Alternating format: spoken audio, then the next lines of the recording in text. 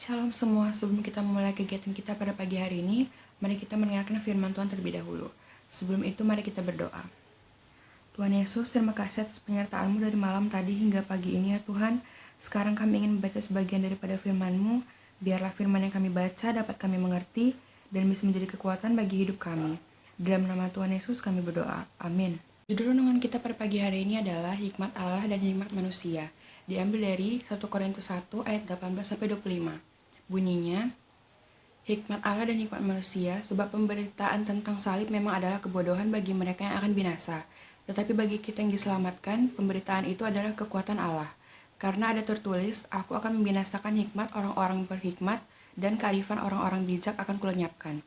Di manakah orang yang berhikmat? Di manakah ahli Taurat? Di manakah pembantah dari dunia ini? Bukankah Allah telah membuat hikmat dunia ini menjadi kebodohan? Oleh karena dunia dalam hikmat ada Allah, tidak mengenal Allah oleh hikmatnya. Maka Allah berkenan menyelamatkan mereka yang percaya oleh kebodohan pemberitaan Injil. Orang-orang Yahudi menghendaki tanda dan orang-orang Yunani mencari hikmat. Tetapi kami memberitakan Kristus yang disalibkan.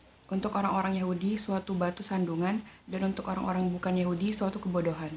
Tetapi untuk mereka yang dipanggil, baik orang Yahudi maupun orang bukan Yahudi, Kristus adalah kekuatan Allah dan kehikmatan Allah. Sebab yang bodoh dari Allah lebih besar hikmatnya daripada manusia, dan yang lemah dari Allah lebih kuat daripada manusia. Apa maksud Tuhan dengan semua penderitaan dunia? Mengapa Tuhan tidak jadikan hidup kita sekaya orang lain atau sepintar orang lain? Paulus yang pintar dan merupakan orang yang paling taat beragama, sekarang dia menjadi hinaan dan sindiran oleh beberapa orang Yunani dan Yahudi. Mereka bertanya-tanya, mengapa Paulus yang pintar seakan jadi bahan olok-olok karena Kristus? Karena dia mengikut Yesus, Paulus menderita. Harusnya dia bisa hidup dengan damai dan dihormati, tetapi karena Yesus, Paulus dihina dan dikejar orang, lantas jadi narapidana di mana-mana. Karena dia memberitakan Yesus dan ajarannya. Paulus menyatakan bahwa bagi dunia ini, pemberitaan tentang salib adalah sebuah kebodohan.